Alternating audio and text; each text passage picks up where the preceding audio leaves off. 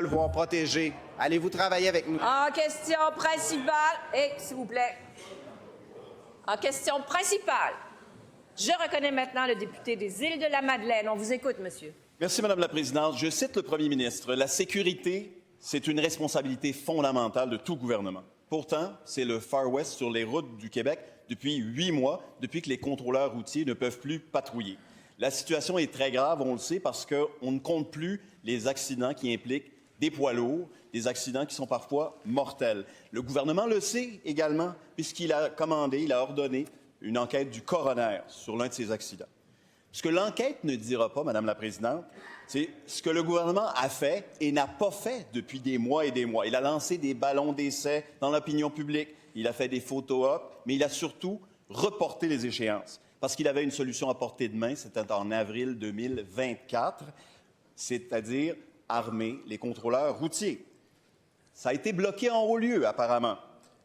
On apprend hier dans le journal que le gouvernement aurait changé d'idée, qu'il aurait pris sa décision. Est-ce que le ministre peut confirmer que la décision a été prise? Et la réponse du ministre des Transports et de la Mobilité durable. Oui, merci, Madame la Présidente. Écoutez, je le mentionne, puis je le mentionne régulièrement depuis que je suis en poste à ce ministère. La sécurité routière, c'est la priorité numéro 1 du ministère, parce que c'est important pour les Québécois et les Québécoises, pour notre société.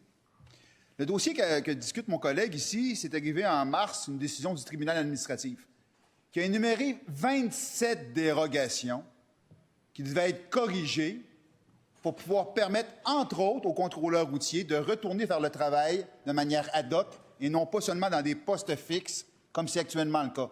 Et oui, on travaille d'arrache-pied pour le faire. C'est au-dessus de 450 actions différentes qui ont été élaborées par la SAAC, par le ministère, justement pour répondre à ces 27 dérogations, dont une parle de l'outil de travail permettant la sécurité des contrôleurs routiers. Donc, on travaille là-dessus depuis longtemps. On arrive à la conclusion, on va être en mesure d'élaborer toutes ces actions-là qui répondent aux 27 dérogations du tribunal à la satisfaction de la CNSST. Et ce qu'on souhaite, comme mes collègues, c'est que les contrôleurs routiers retournent sur nos routes faire le travail pour la sécurité routière.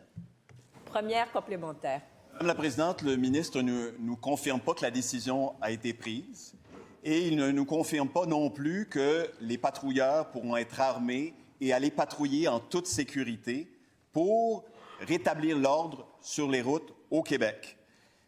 La solution, elle avait été négociée par les deux ministres, de la Sécurité publique et des Transports, en avril 2024.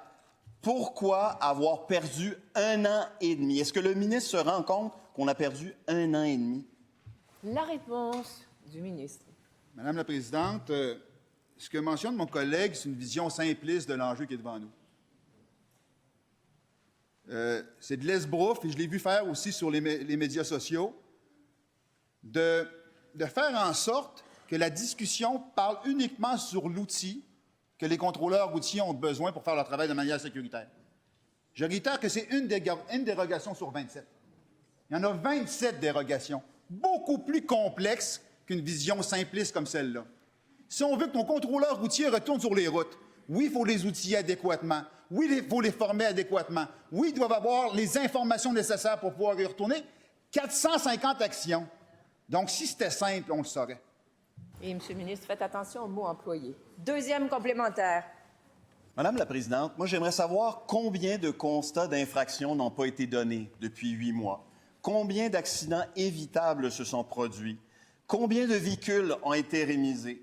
Combien d'argent le Trésor a perdu en ne distribuant pas les amendes pour les contrôleurs, pour les camionneurs fautifs, dont plusieurs ont des permis qui sont douteux? Quel est l'échéancier si c'est si compliqué, là? Est-ce qu'on va entendre encore 1 an, 1 an et demi, 2 ans? La réponse du ministre. Madame la Présidente, je réitère que ce n'est pas simple. Un tribunal administratif a pris une décision de sortir les contrôleurs routiers des routes pour les mettre seulement dans les postes fixes. On a émis 27 dérogations. Et là, mon collègue me dit, mais c'est quand? Il y a un travail minutieux qui a été fait pour justement répondre aux 27 dérogations, pour faire en sorte, et là où je suis d'accord avec lui, que le plus rapidement possible, on puisse retourner les contrôleurs routiers pour faire le travail qu'ils font. Alors oui, il y a eu des impacts, 30 des interventions uniquement, comparativement habituellement. On souhaite tous qu'il y retourne pour la sécurité routière. On a une décision du tribunal. On ne fera pas les coins ronds là-dessus. Et en question principale, je reconnais le député. Quelqu'un du troisième groupe d'opposition? Quelqu'un du troisième groupe d'opposition? Monsieur le leader du gouvernement. Ben, si vous voulez, je vais la prendre. Madame la Présidente, à quel... Pardon? C'était quelqu'un du PQ. Alors, c'est pour ça que je vous demande... Vous aviez 2 questions. Sinon, on va passer à Québec solidaire. Alors, monsieur le député, pour votre question, monsieur... Attention! Silence! Article 32, article 37. On va passer à Québec solidaire, monsieur le député de Hochelaga-Maisonneuve. La parole est à vous.